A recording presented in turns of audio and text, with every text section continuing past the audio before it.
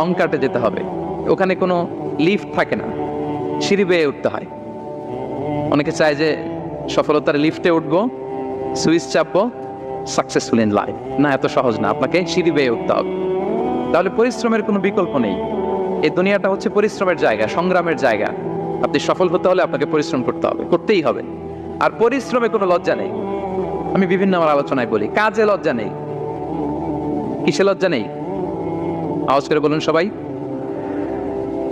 কাজে লজ্জা নেই। লজ্জা হচ্ছে অলসতায়, লজ্জা হচ্ছে হাত পাতায়, লজ্জা হচ্ছে অকর্মণ্যতায়।